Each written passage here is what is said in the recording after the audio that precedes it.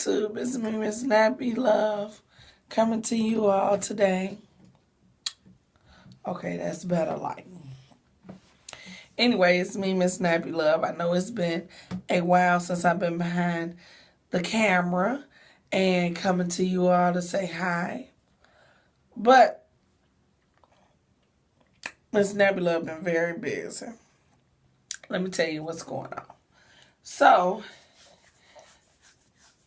nobody really knows. I don't know if I said this on this channel or not. But my second book, I'm almost finished writing it. And my dream for this book when I finish it was for me to be able to go to different places, speak about domestic violence, how I overcame it, to get into motivational speaking. So what ended up happening was a friend of mine was having a community baby shower. And I'm totally a person that believes in when I think something, I'm going to go ahead and do it. I'm going to listen to my first man and just jump out there. I don't question it. I've learned to not question that second man, that first man. You question the second man, what the second man say. So, I followed my first man. I called this friend. She was throwing a community baby shower at a church. I inboxed her. I said, do y'all have a speaker? Now, let me mention, I had did it before. This man that I knew on Facebook, he's actually a funeral home director, and they had a back to school program, and they was giving out book bags, and they had speakers there. I asked him, and he was like, he had to get in touch with the event coordinator or something. He never did get back in touch with me. So I just kind of just was like, whatever, I left that alone. So when I came to this girl that I know, this woman I know, I asked her, I didn't expect her to really say nothing, maybe say we already booked or whatever. But she said that they weren't booked and that I could come and speak. So I was so excited. I only told one person. I told my really good friend, Abby. And I think I told my friend, Leslie, too. Yeah, I think I told her. And I told her that, I'm supposed to be speaking. So, but anyway, Abby was like, well, since you're speaking there, that would be cool if you come to my prayer breakfast and speak. So, I ended up having my first experience of doing public speaking.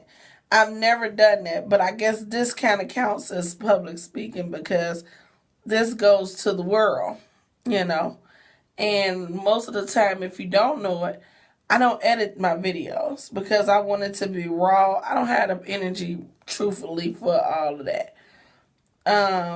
Editing and cutting and splitting and doing all the dramatics. I don't have the room for that. So I just feel like if you want to hear what I'm talking about, you're going to listen to what I'm talking about.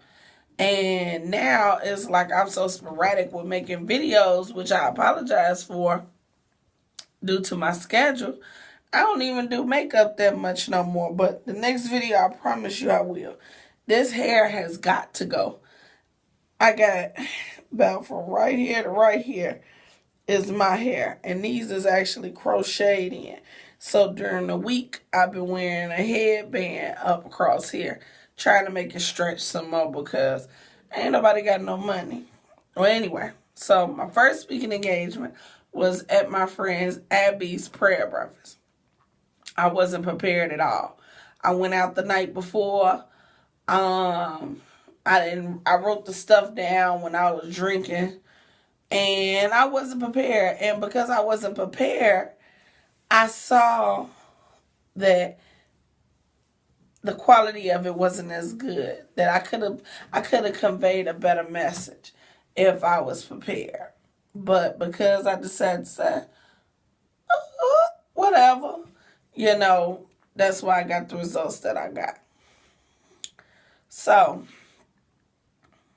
the second time, I actually took time to put my thoughts together, to put what I needed to do. First time, everybody liked it. I didn't agree with what I said. I didn't even want nobody to share it on Facebook. but somebody shared it on Facebook. So they liked it and I was okay with it. The second time, I was on point. I did so good. Like, I'm humble, but you had to applaud yourself because, I did so good. I wasn't all on the cards. I can't stand when somebody come talk to you and they're just looking at their paper or whatever and it's just like, and my mama said, give me 2 quarters from the store. I don't understand that, and I go to sleep on somebody. But I was connecting with my audience. I was delivering my message well, and I was talking to some young mothers that I guess in the community that came to that community baby shower to get services and to get uplifted and to hear people speak to them about how they can better their life. That's what I would say. So I think that when I was talking to them, I could see them looking like, yeah, you're right. I could do better because, I used to suffer from depression and I still do. Sometimes I have to catch myself and say, okay, now, homie, we can't go through this no more. We gotta come up out of this because all day long, my job in all areas of my life is to make people happy, to make people feel better. I work as a home health care aide, and the thing that I've learned from doing that is if you keep your client happy, you have a job. If you don't keep them happy, you won't have a job. So I've learned that, and I help my friends. I just don't want anybody to feel like they got to go through something alone. So that pushes me to do for other people in all aspects of my life. But even though I'm doing that, it gets tiring sometimes because I don't really feel like I have certain people that really reach out to me. I have them, but I guess what I want to say is my personality is so strong to where you wouldn't know that I'm going through something. That's why, or that I'm going through a depression. The only people that are like really close to me, they would notice something's a little bit off. And even then, I'm going to deny. So, but I don't want nobody to feel depressed. And I remember when I was pregnant, I didn't have a job. I was unemployed. My husband was working. We had just got married. But it was like stuff was kind of stressful because we spent a little bit too much on our wedding due to me wanting things. So I understand how you feel when you're pregnant, you're somebody's mom. I can remember one time I took my son to the playground and he wanted a snowball. And I think it was like $1.50. And I didn't have $1. And I was so depressed. That's how I ended up finding a job. Even though I didn't really want to go to work, back to work, I didn't trust nobody with my son. I had to go to work. So, all that to say is, Sunday I was there for them and I was able to tell them that you can make a living out of things that you know how to do. Like if you good at hair, you good at doing hair, you can print you up some cards, pass them up on the bus. I know a girl right now, she ain't been to nobody's school for nothing. And this girl, she was paying her rent, her bills off of what she was making and doing hair, natural hair. She said she'd take her cards, get on the bus, ride, and just pass them out. Then she would get on Facebook and different stuff like that. Everybody has a talent, and your job is to figure out what your talent is and how you can make a profit off of it. So that's what I was telling them about. I was telling them about how literally I made a brand out of myself. My real name is not Miss Nebula. Did you know that? My real name is Deanne Short. Deanne Ivory Short. That's my real name. But one day I decided to put it on my Twitter page. The next time I decided to put it on my Instagram. And then I had an idea to make a YouTube page. When I made my first YouTube page, it was quite boring. But I didn't give up. I made another page. And this is this. And my first video, my hair was all over my head. Go back and look at those videos.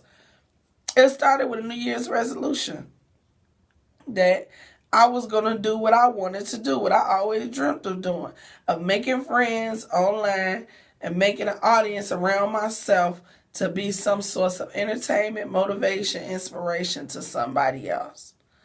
And I did it. It wasn't easy, but you have to kick yourself in the ass every now and then if you want something better in your life. Now, if you're happy with your life, right on, baby. Be happy.